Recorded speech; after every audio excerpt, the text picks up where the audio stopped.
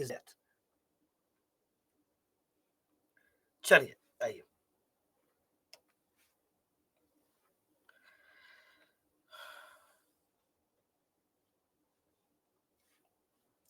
देखो अब भूकंप के बारे में मैंने यहाँ लिखा बहुत कुछ है, लेकिन मैं सब कुछ यहाँ नहीं पढ़ाऊंगा, क्योंकि मोस्ट ऑफ चीज आपके भूगोल की है। मैं यहाँ पे भूकंप का एप्लीकेशन वाला पार्ट आपको पढ़ाने जा रहा हूँ।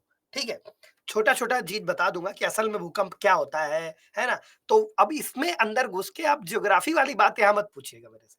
मैं बता सकता हूँ, लेकिन आपको जरूरत नहीं है यहाँ पे, है ना। हालांकि उसमें से ज्यादातर बात मैंने यहाँ पे लिख दी है, ताकि बैकग्राउंड आपका बना रहे। ठीक है, सहमत है आप लोग इस बात से?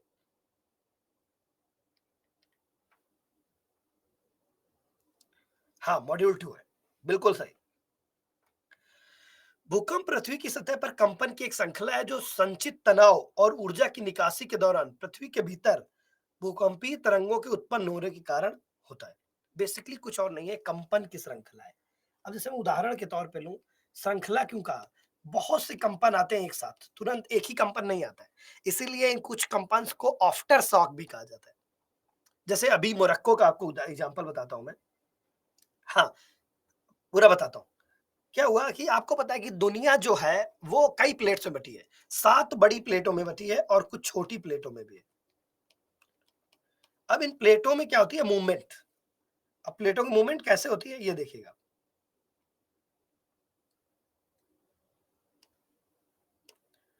थोड़ा थोड़ा समझ लीजिए।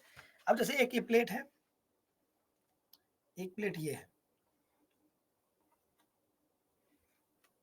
ठीक है।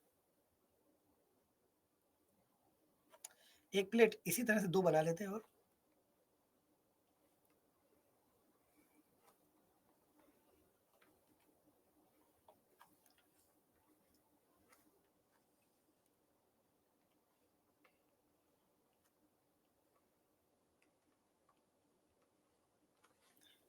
ठीक है, 3 प्लेटें हमने बना ली है यहाँ पे।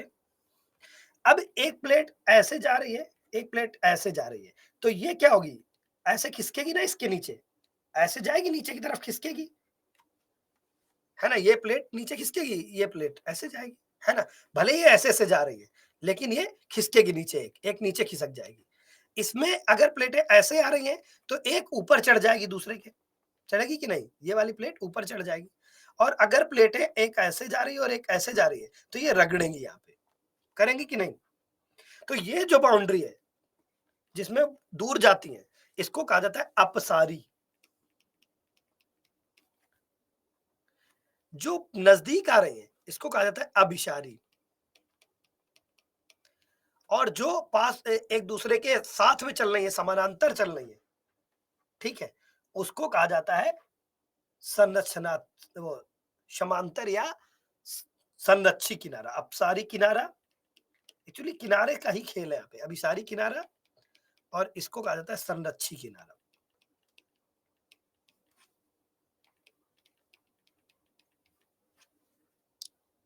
ठीक है, मतलब कहने का हो गया डाइवर्जेंट बाउंड्री, कन्वर्जेंट और ट्रांसफॉर्म। ये 3 तरह की बाउंड्रीज होती है, डाइवर्जेंट, कन्वर्जेंट एंड ट्रांसफॉर्म। ठीक है, अब इस बाउंड्री सीमा का क्या हिसाब किताब है, ये बात समझिए।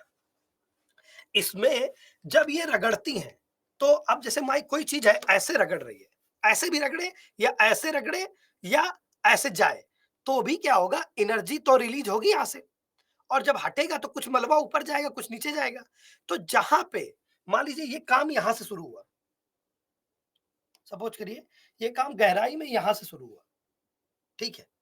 ये काम यहां से गहराई में शुरू हुआ, ये काम यहां से शुरू हुआ, तो जहां से शुरुआत होती है उसको कहा जाता है हाइपोसेंटर या फोकस। हाइपोसेंटर या फोकस, ये गहराई में पृथ्वी के नीचे होते हैं। हाइपोसेंटर या फोकस, ये क्या होते हैं? पृथ्वी के अंदर गहराई में जहां से भूकंप शुरू होता है।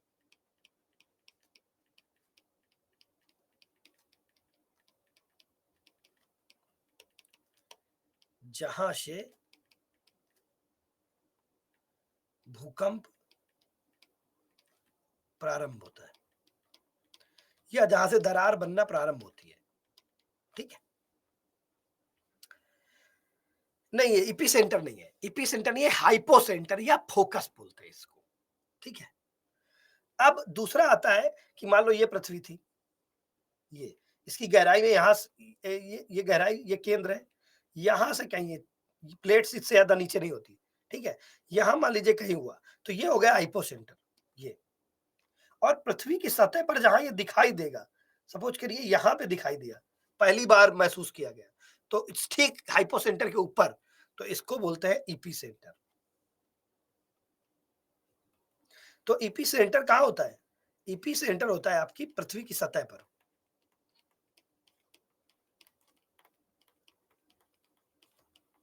ठीक है।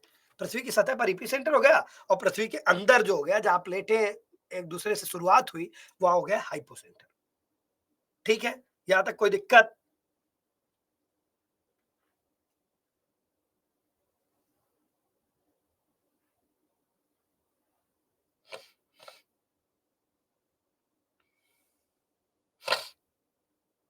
हाँ, सरफेस पे इपोसेंटर, इपिसेंटर, और अंदर में फोकस या हाइपोसेंटर, ठीक है। गुड। चलो,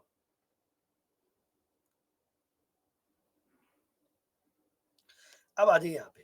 कह रहा है भूगर्भीय भ्रंश, यही जहां से भ्रंश बनना शुरू होता है, के साथ पृथ्वी की प्रपटी के एक खंड में अचानक गति और संबंधित जमीन का कंपस।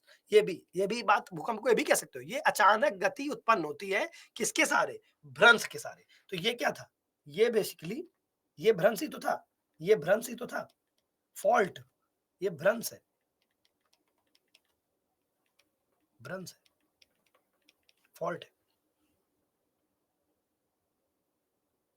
हाँ,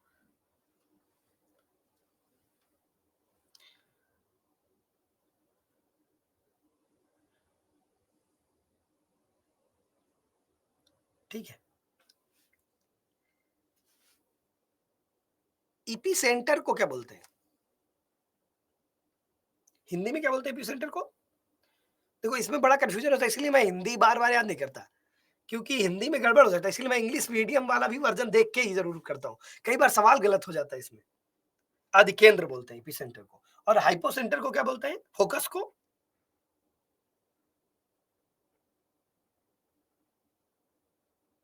भूकंप मूल, अच्छा, इसको बोलते हैं भूकंप मूल। देखिए, आप लोगों ने बढ़िया बताया, बहुत अच्छा। देख लेना, अब हिंदी कभी गलत हो जाए तो मैं थोड़ा,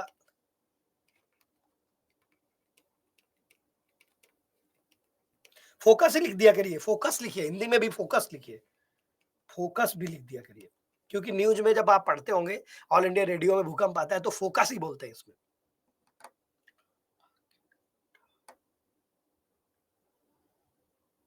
ठीक है। भूकंप मूल ले नहीं, मूल, भूकंप मूल।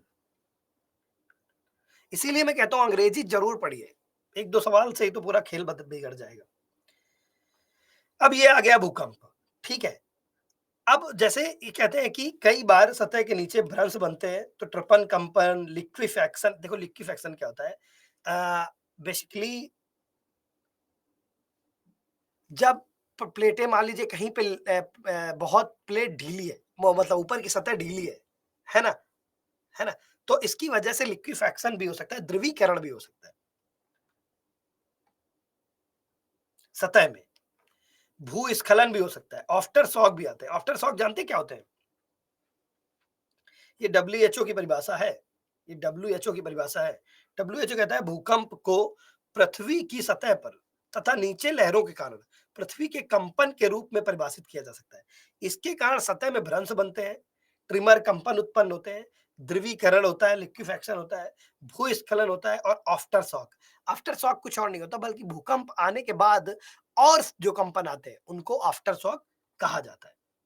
अब देखिए, अब इसमें देखिए, जैसे अभी मैं उदाहरण जो दे रहा था आपको मोरक्को का, मोरक्को में अभी हाल में भूकंप आया, और भूकंप की तीव्रता कितनी थी? 7.8, 7.8 तीव्रता का भूकंप आया था, ठीक है। मर्किल तीव्रता का मतलब होता है कितनी एनर्जी रिलीज हुई, ठीक। जोशीमठ एक तरह से भूकंप से ज्यादा वहां इंफ्रास्ट्रक्चर जो हमने बनाया उसकी वजह से हुआ लिक्विफेक्शन, है ना। थोड़ा अलग है, भूकंप आने के बाद जो लिक्विफेक्शन होता है वो है।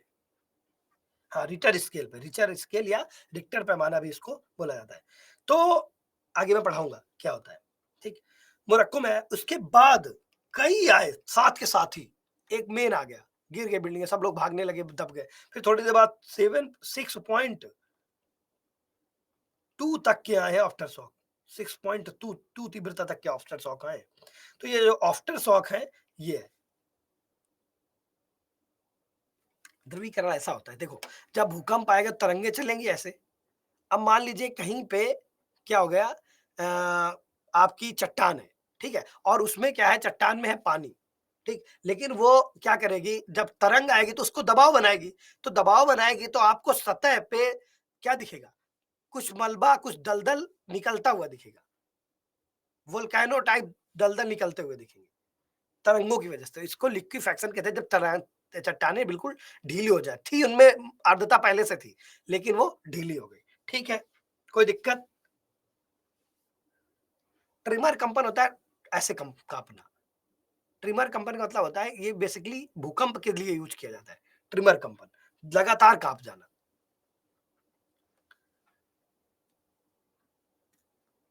कोई और दिक्कत?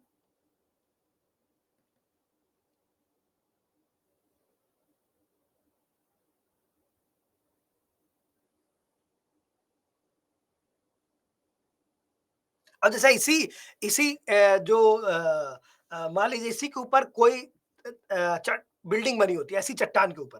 पहले ऊपर चट्टान कठोर थी लेकिन नीचे अब कठोर नहीं रही, तो क्या हो जाएगा, वो बिल्डिंग ध्वस्त हो जाएगी।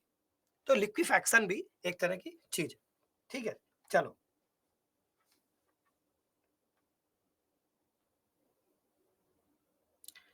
ट्रिमर कंपन फिर से क्या होता है, लगातार कांपना बस।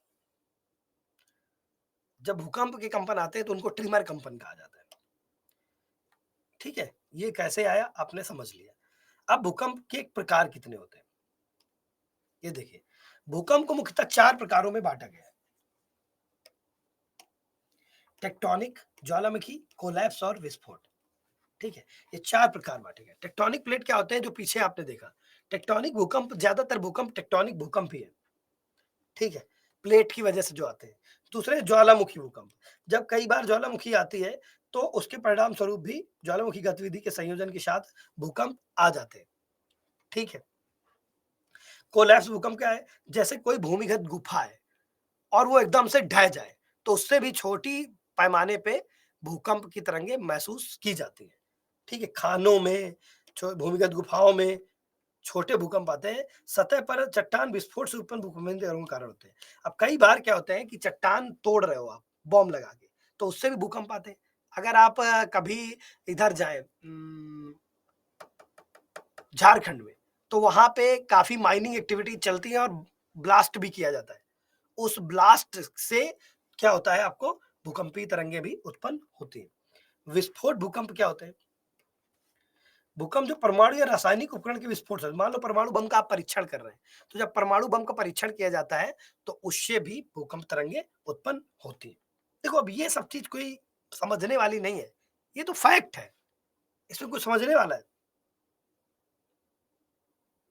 हाँ, उल्का पिंड गिरने से भूकंप आ सकता है। उल्का पिंड, लेकिन सामान्य तौर पे डिजास्टर मैनेजमेंट में उल्का पिंड्स आर वेरी रेयर। लास्ट उल्का पिंड कब गिरा था आपको पता है, जिससे भूकंप आया था? जिससे भूकंप आया था वो बहुत पुराने टाइम पे गिरा था, मिलियंस ऑफ ईयर एगो, ठीक है। तो ये बहुत रेयर घटना है। डिजास्टर मैनेजमेंट में 30-40 लाख पुरानी साल पुरानी घटनाओं को उतना शामिल नहीं करते। हाँ, भूकंप उससे भी आ सकता है, भूगोल में आपको पढ़ाया जाएगा।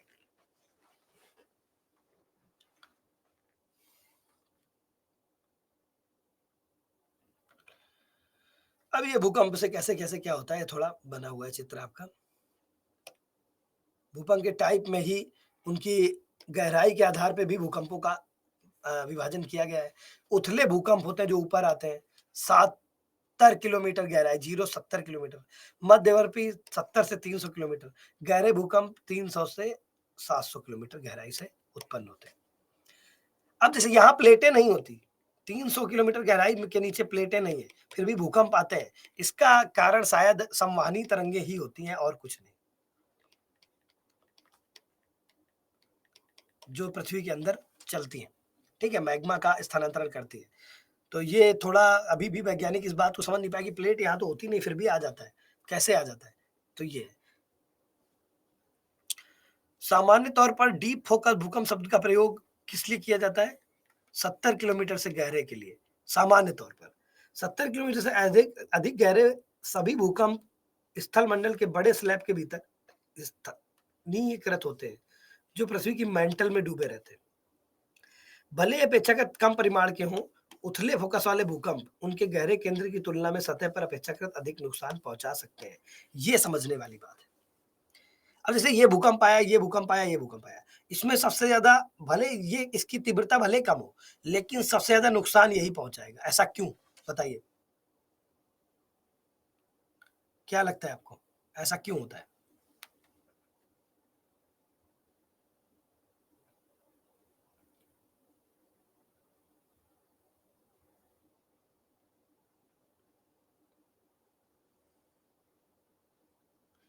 आते सब सतह में, ऐसा नहीं कि वो सतह में नहीं आएगा, वो भी आएगा। देखो, कम एरिया में ज्यादा एनर्जी। अब ऐसे समझिए, मान लीजिए ये पृथ्वी की सतह होती, एक भूकंप यहां से आता, एक भूकंप यहां से आता और एक भूकंप यहां से आता, ठीक है? तो इससे जो तरंगे निकलती ऐसे जाती, जाती कि नहीं? तो ये पूरा यहां से यहां तक फैलती। दूसरा भूकंप यहां से आया है, तो इससे जो तरंगे निकलेंगी वो ऐसे फैलेंगी। तो इतना ही एरिया कवर किया। अब इससे जो तरंगे उत्पन्न हुई इस महोदय से, तो वो यहां तक ही फैलेंगी। तो बहुत कम क्षेत्रफल में फैली और ऊर्जा ज्यादा है, ऊर्जा काफी ज्यादा है और क्षेत्रफल कम है, तो आपका आराम से ये ज्यादा नुकसान पहुंचाएगी। हाई एनर्जी के साथ, हाई एनर्जी नहीं, एनर्जी कम क्षेत्रफल, भले थोड़ी कम एनर्जी भी रहे लेकिन बहुत कम क्षेत्रफल। जैसे क्या कह रहा है, पूरी ऊर्जा एक छोटे से क्षेत्र में की ओर निर्देशित हो जाती है, इसलिए।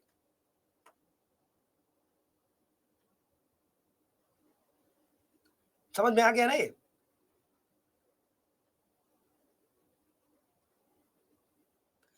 एनर्जी बहुत भाई उतनी ही एनर्जी है, अगर उसको आप फैला दिए, है ना, तो वो कम नुकसान पहुंचाएगी। अब जैसे ऐसे सपोज करो कि अगर आप एक सुई से कम ताकत भी लगाएं तो छेद हो जाता है, लेकिन अगर आप बहुत बड़ा पत्थर ले लें, उससे वो करें तो छेद होगा क्या? नहीं होगा, क्योंकि वो ज्यादा एनर्जी एरिया पे एनर्जी लगा रहे हैं, उतनी ही एनर्जी लगा रहे हैं, तो भी नहीं होगा, है ना? तो इस चीज की वजह से जो ऊपर सतह पे भूकंप आते हैं वो ज्यादा नुकसान पहुंचाते हैं, जबकि नीचे की सतह के भूकंप कम नुकसान पहुंचाते हैं। ये पॉइंट थोड़ा ध्यान रखना, भूकंप के प्रीलिम्स में भी जो सवाल आ सकते हैं वहां तक जा सकता है, ठीक है?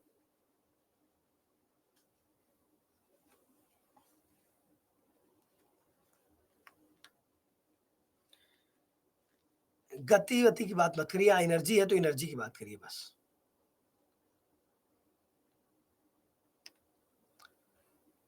अब कह रहा है कि वैश्विक वितरण, ये आप ज्योग्राफी में पढ़ेंगे, ठीक है? वेस्ट में कहाँ-कहाँ भूकंप की पेटियाँ हैं, प्रशांत पेटी, एल्यूशियन अलास्का से निकलती है, अन्य रिंग ऑफ फायर, ये सब आपको ये वाला टिक पढ़ लीजिएगा, ठीक है? आपको भूगोल में पढ़ाया भी गया है लेकिन फिर भी पढ़ लीजिएगा। वही चीज़ है, कहाँ-कहाँ है, चित्र भी आगे दिखाऊँगा मैं, ये चित्र है ना? ये भूकंप के वितरण को बता रहा है आपके, तो इसको आप लोग देखिएगा। इसकी यूटिलिटी थी नहीं, जितनी मैंने बात बताई उसको भी यहाँ मुझे नहीं बताना था। लेकिन चूँकि उसको बिना बताए आप में से बहुत लोग ज्योग्राफी हो सकता है ना पढ़े हों, तो समझ ना आता। लेकिन यहाँ आपको अब समझ में सब चीज़ आ जाएगी।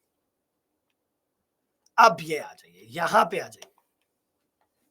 भूकंप का जोखिम, भारत में भूकंप का क्या जोखिम है? आपको पहले ही बताया 59.8% है, इसलिए वहाँ पे पीछे 60% लिखा था ये, ठीक है? तो कई लोग 59% बोल देते हैं, कई लोग 60% बोल देते हैं। 59 पॉइंट समथिंग है, ठीक? तो अब ये मत कहना कि पीछे आपने 60 लिखा था, यहाँ आपने 59 लिख दिया, ठीक है? कहेंगे क्या? बताइए।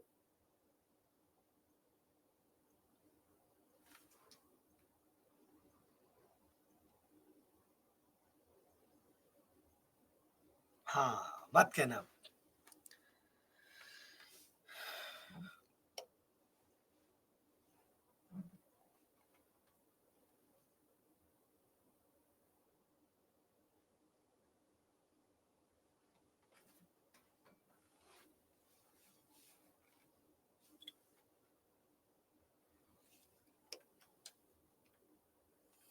थोड़े आपके कमेंट भी बीच-बीच में देख लेता हूँ।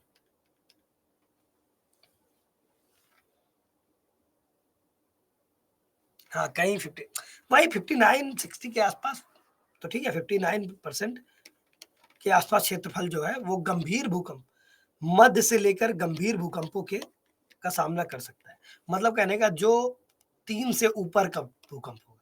3 भूकंप क्षेत्र 3, 4 और 5 ये क्षेत्र जो है लगभग 59% है।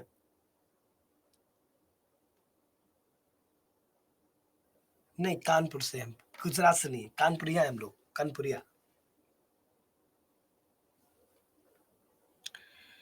तो वर्ष 1990 से 2006 की अवधि के दौरान भारत ने 6 बड़े भूकंपों का सामना किया है, जिसमें 23,000 अधिक लोगों की जान गई है, जिससे संपत्ति, सार्वजनिक बुनियादी ढांचे में भारी नुकसान हुआ है, ठीक है? उसके बाद बहुत बड़े भूकंप का सामना भारत ने अभी नहीं किया है, ठीक?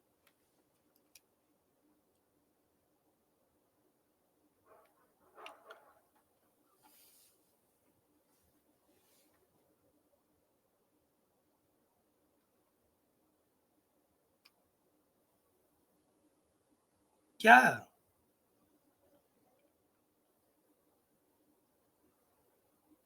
अच्छा, 4 को 6 लिख दिया, अरे यार! चलो, अब तक भूकंप से एक चीज़ और सामने आई है भारत में। देखो, वल्नरेबिलिटी जब हम भारत की चेक करते हैं, तो हम ये देखते हैं कि 2 तरह से, कि एक कन्वेंशनल भूकंप क्षेत्र और एक नए भूकंप क्षेत्र। कन्वेंशनल भूकंप क्षेत्रों को जो हम मानते थे, वो तो मानते ही थे, लेकिन हम जनरली ये मानते थे कि साउथ इंडिया जो है, वो भूकंप से सुरक्षित है। साउथ इंडिया को भूकंप से सुरक्षित माने जाने वाले कई क्षेत्रों में विनाशकारी भूकंप घटना हो सकने के संकेत मिलते हैं, जो कि देश में निर्मित वातावरण का अत्यंत नाजुक है और भूकंप के लिए खुद को तैयार करने और प्रभावी ढंग से प्रतिक्रिया करने की हमारी क्षमता अपर्याप्त है। ठीक है? तो हमें क्या करना चाहिए कि उन क्षेत्रों में केवल पूरी भारत का फिर से पूरा अध्ययन करना चाहिए, सिस्मिक ज़ोन्स का, फिर से अध्ययन करना चाहिए, इंडेक्सिंग करनी चाहिए, ताकि हम उस चीज़ को समझ पाएँ कि आगे क्या-क्या हो सकता है।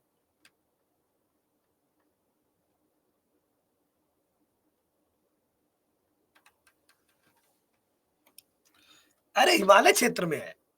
अभी आपको मैं बताने जा रहा हूँ कि देखो, भारत की भूकंप वल्नरेबिलिटी में आप मैप अगर भूकंप का देखेंगे, तो ये मैप जो दिखा रहा है, अभी आगे आपको मैं पढ़ाऊँगा इस चीज़ को, थोड़ा धीरे-धीरे।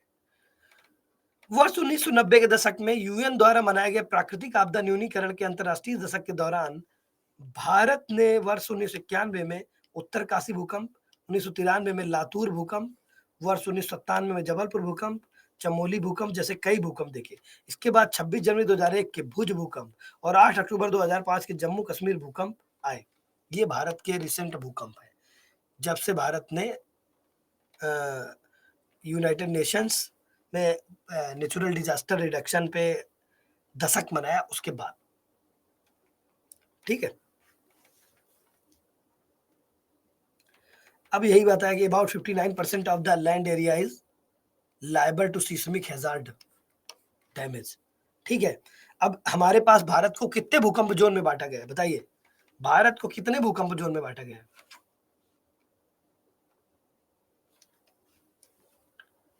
बताइए आप लोग।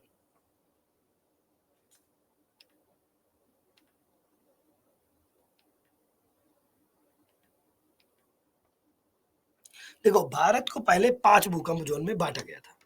भारत को पहले 5 भूकंप जोन में बांटा गया था। 5 भूकंप जोन में बांटा गया।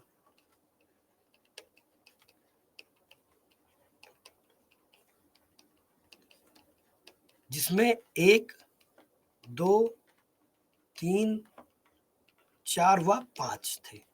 बाद में क्या किया गया, 1 और 2 को मिला के 2 बना दिया गया। बोला एक भूकंप जोन कहीं नहीं है। तो वर्तमान में कितने हैं?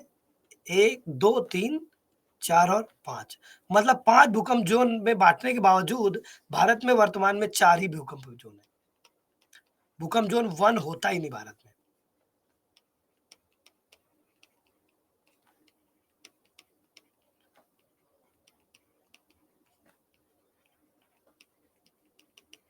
ठीक है, तो वही बताया जोन 4 है जो,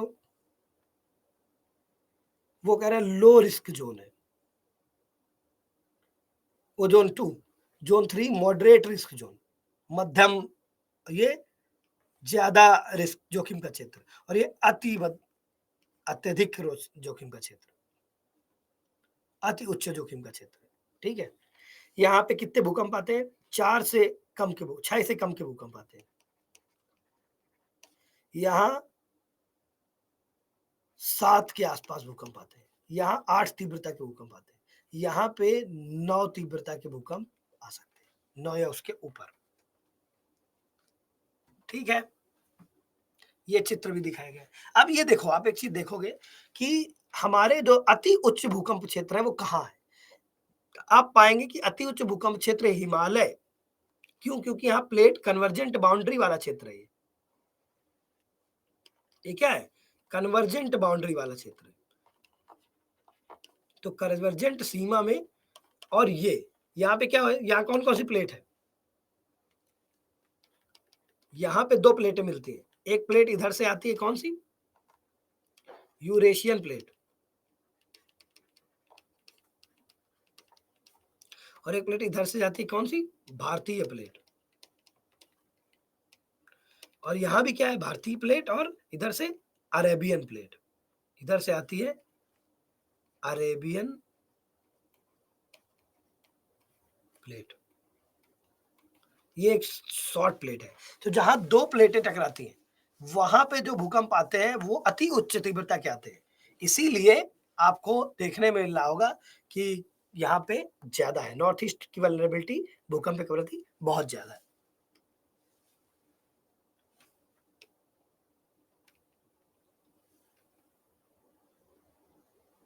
हाँ, पूरा नॉर्थ ईस्ट जोन में। उसका रीजन है कि यहाँ पे इंटरलॉकिंग ऑफ एनर्जी बहुत ज्यादा है, तो और ज्यादा तेज हो जाता है। अब आप कहोगे कि पूरे में क्यों एक जैसा नहीं है?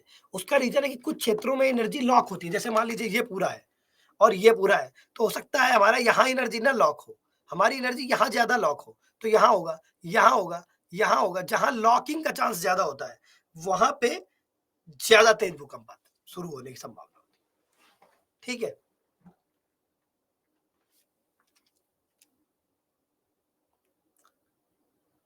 अरे वो अक्षांश देशांतर है यार, उसको तुम मत देखो बालक, तुम उसको मत देखो, वो अक्षांश देशांतर है।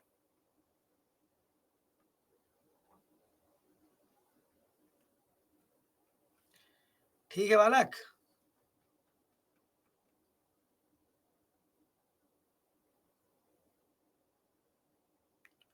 है ना? तो ये चीजें आपको भूकंप की जोनेशन और ये सब की समस्याएं ऐसे चलती हैं। अब अगर जैसे प्रीलिम्स में भी सवाल आ सकता है, ये भारत के मुख्य मुख्य शहर दिया है और उन शहरों के जोन्स दिए हैं।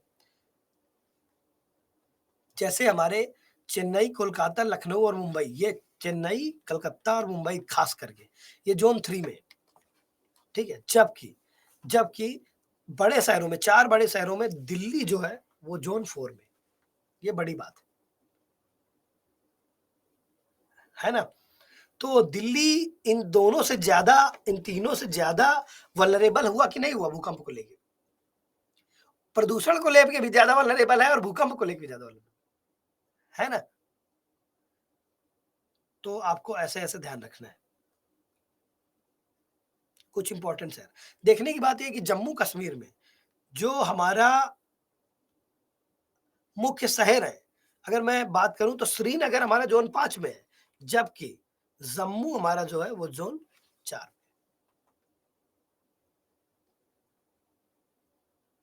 है ना?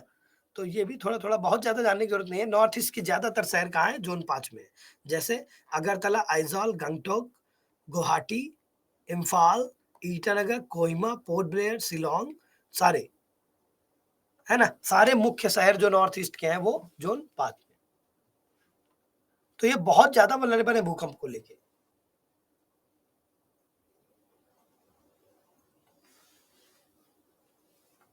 ठीक है?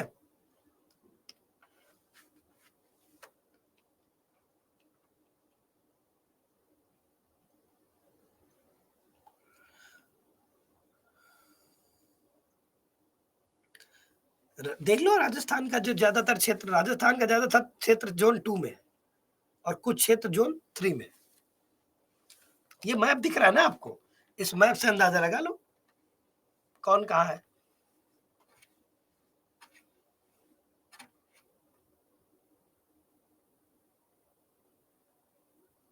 है ना? गुजरात भी आपको दिख ही रहा है, किस ज़ोन में है। अच्छा देख लो, बार-बार मत पूछना ये कहाँ है। आप अपना घर भी देख लो। आपका घर किस-किस ज़ोन में है? बताइए, आप अपने घर की स्थिति देख के बताइए यहाँ से।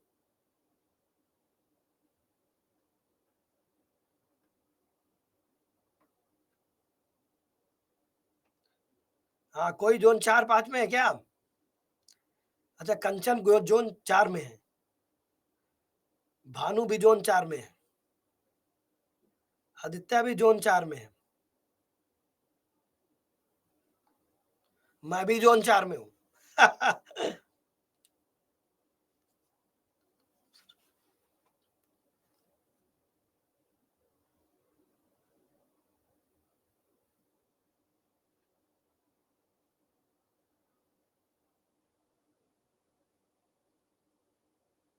याचना 4 और 5 दोनों में है? क्या बात है! चलो, नहीं दिल्ली ज़ोन 4 में है, देखिए फिर गड़बड़ कर रहे हैं आप लोग। ये ज़ोन 4 में है दिल्ली, 5 में नहीं। अयोध्या का देख लीजिए मैप आप, अयोध्या कहाँ पड़ता है?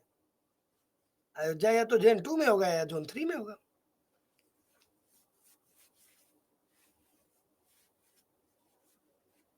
पूरा उत्तराखंड नहीं है ज़ोन 5 में, कुछ-कुछ पार्ट है उत्तराखंड का ज़ोन 5।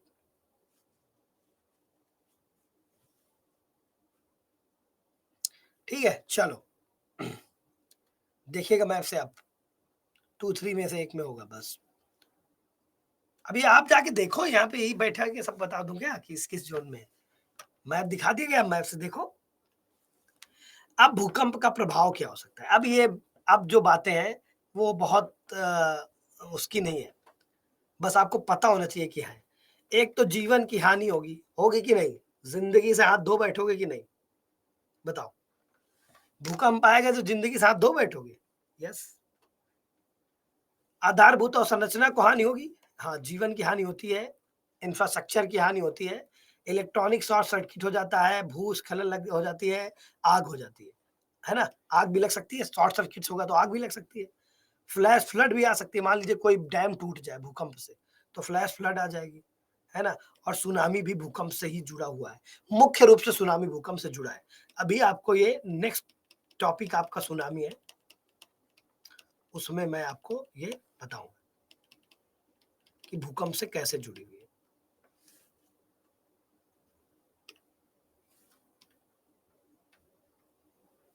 वो भी बताया जाएगा।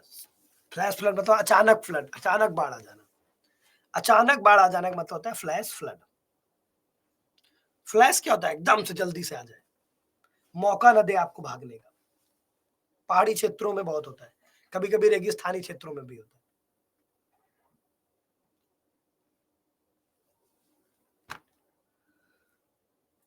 कई कारण है फ्लैश फ्लड के, अभी आगे देखेंगे। उनमें से एक कारण भूकंप है।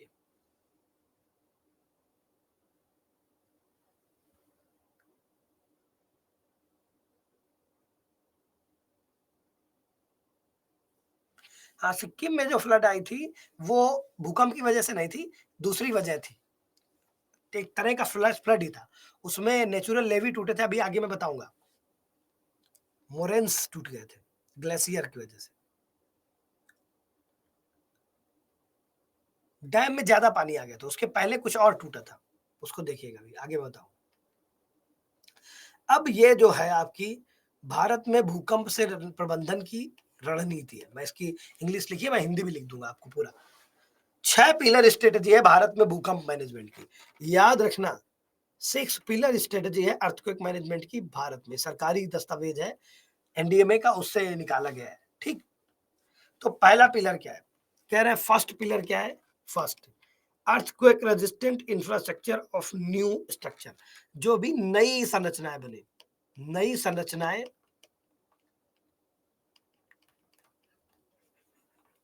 अर्थक्वेक रेजिस्टेंस होनी चाहिए, भूकंप रोधी बननी चाहिए।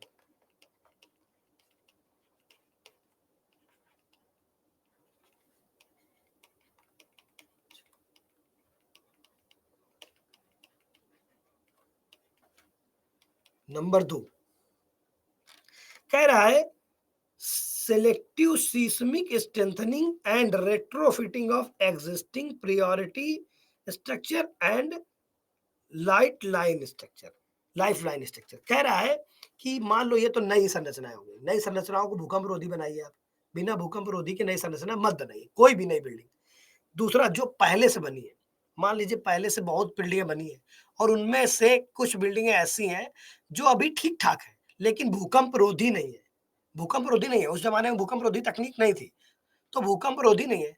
तो इनमें से जो आपके प्राथमिक संरचनाएं हैं जैसे स्कूल वगैरह और लाइफ सेविंग संरचनाएं जैसे हॉस्पिटल है, जीवन रक्षक संरचनाएं, उनका आइडेंटिफाई करिए, उनको आइडेंटिफाई करिए और चुनी हुई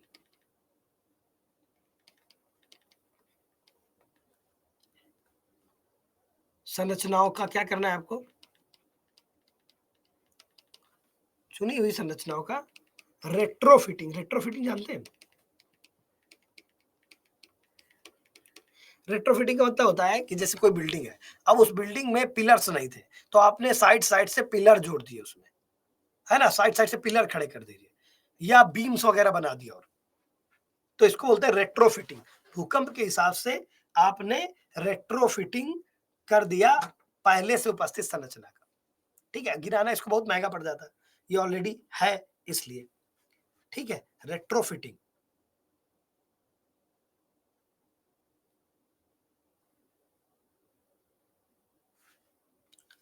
अब आ जाइए तीसरा, तीसरा क्या है, तीसरा कह रहा है रेगुलेशन एंड इन्फोर्समेंट। अब आपने नियम वियम सब बना दिए, है ना, नई संरचनाएं आप कह रहे हो कि ऐसी होनी चाहिए, लेकिन अगर कोई नई संरचना नहीं बना रहा है भूकंप रोधी तब क्या करेंगे, बताइए,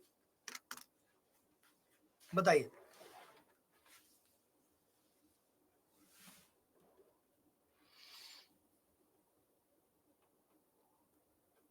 नहीं, आप देख रेख रखेंगे तभी तो दंड देंगे, है ना, कोई कर रहा है नहीं कर रहा है, इसके लिए क्या जरूरी है, इसके लिए जरूरी है कि आप जो भी नियम बने हैं उनका विनियमन करें और उनको लागू करवाएं, जहां नियम नहीं बने वहां नियम बनाएं और लागू करवाना, प्रवर्तन कराएं। ठीक है, विनियमन बनाएं और उन विनियमों का प्रवर्तन कराएं, है ना, इन्फोर्समेंट कराएं, प्रवर्तन।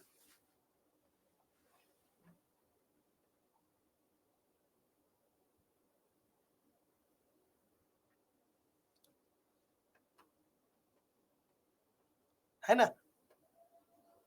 वंदना क्या कह रही हैं आप बेटा?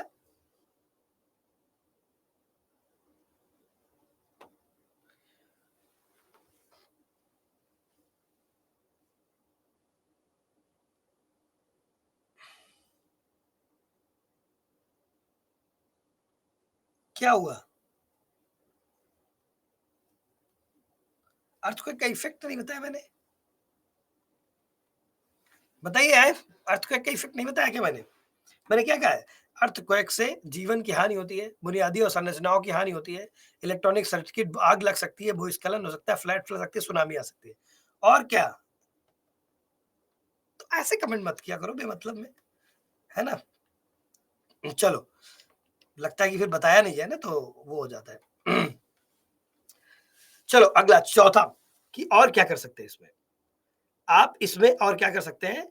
Awareness and preparedness. आप भूकंप के बारे में तैयारी करिए और लोगों को जागरूकता फैलाइए।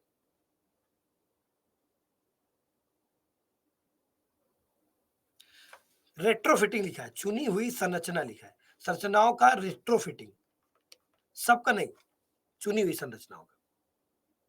यही सब टर्म यूज करिएगा, रेट्रोफिटिंग और ये वो, ठीक है? विनियमन तथा प्रवर्तन। फिर आगे आ गया आपका जागरूकता फैलाना है कि भूकंप आए तो क्या-क्या करना चाहिए, है ना? और तैयारी करनी, प्रिपेयरनेस, जागरूकता और तैयारी, ठीक है? अब 5वां जो है आपका कह रहा है कैपेसिटी डेवलपमेंट, ये कैसे करेंगे आप? क्षमता निर्माण कैसे करेंगे? क्षमता निर्माण के कई चीज़ें हैं। क्षमता निर्माण जो है हमारा, वो कई चीज़ों से होगा। जैसे हम क्या-क्या कर सकते हैं? हम शिक्षा दे सकते हैं, ट्रेनिंग दे सकते हैं,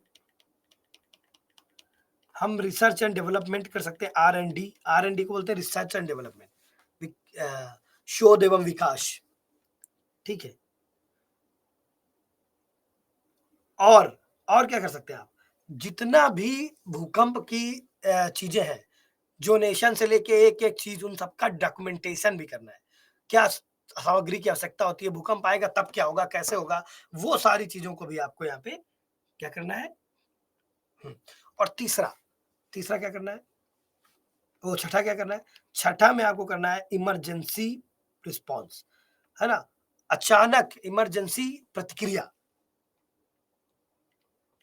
इमरजेंसी प्रतिक्रिया। इसमें देखना है कि भूकंप आ गया, अब क्या करेंगे? तो इसके लिए ड्रिल्स वगैरह करते रहनी चाहिए।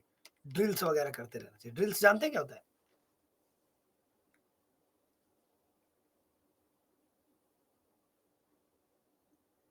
थर्ड पॉइंट नहीं समझ में आया। देखो, सबसे पहले अगर भूकंप रोधी बिल्डिंगें बनानी है आपको, रेट्रोफिटिंग करानी है, तो इसके लिए सब नियम-वियम बनाने पड़ेंगे ना।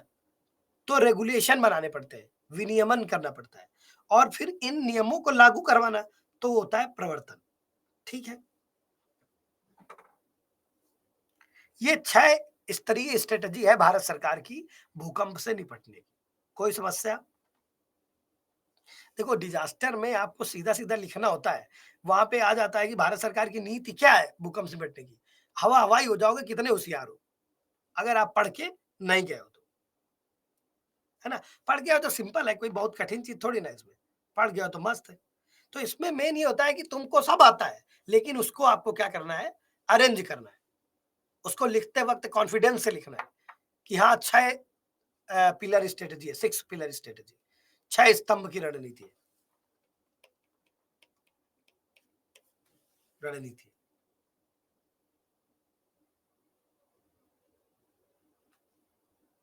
ड्रिल्स नहीं है, ड्रिल्स है।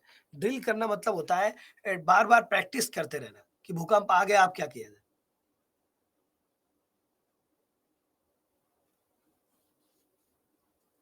सेकेंड वाले क्या कि ऐसी संरचनाओं को चुन लीजिए जो प्राथमिक संरचनाएं हो, जैसे शैक्षणिक संस्थान, है ना,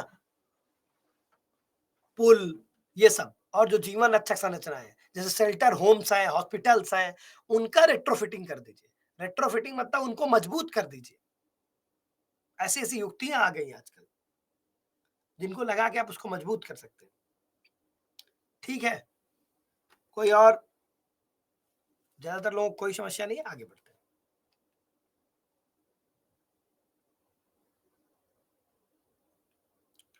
अब मैंने ये सवाल दिया है भूकंप को लेके, ठीक है? 2 सवाल मैंने यहाँ पे दिए हैं आपको भूकंप के लेके।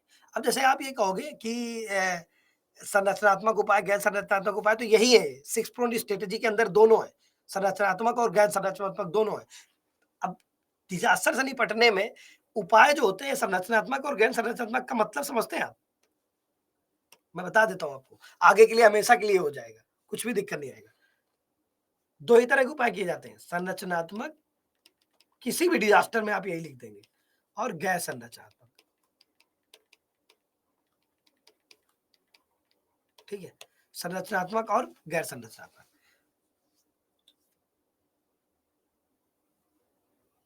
अरे मेरे भाई, एक ज़माने पे पिलर की टेक्नोलॉज़ी नहीं थी, लोग प्लेन-प्लेन घर बना देते थे। अब पिलर की टेक्नोलॉज़ी है। हाँ, जिसमें कोई भी स्ट्रक्चर बन रहा हो, भौतिक स्ट्रक्चर कोई बन रहा हो,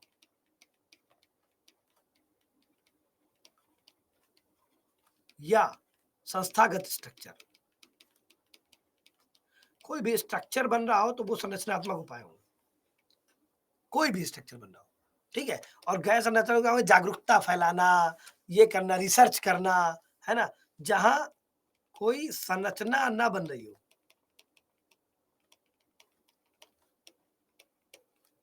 परंतु उपाय हो, ऐसा नहीं कि संरचना नहीं बन रही, उपाय नहीं होगा। जैसे जागरूकता, जैसे और क्या करना है, जैसे विनियमन, है ना? ड्रिल्स, ये सारे।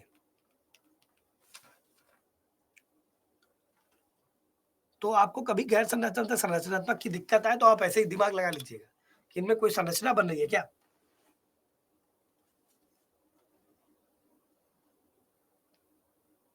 अब कह रहे हैं भारत के संबंध में से संबंधित भूकंप से संबंधित खतरों के प्रति भारत की भेद्यता के बारे में चर्चा करें।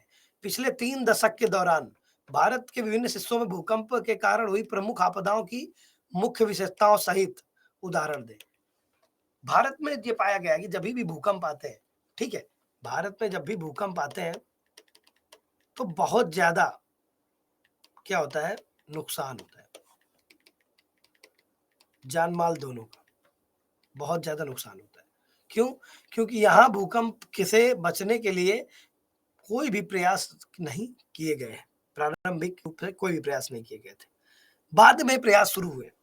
तो आपको बताना होगा कि सबसे मुख्य विशेषता थी कि बहुत ज़्यादा जान-माल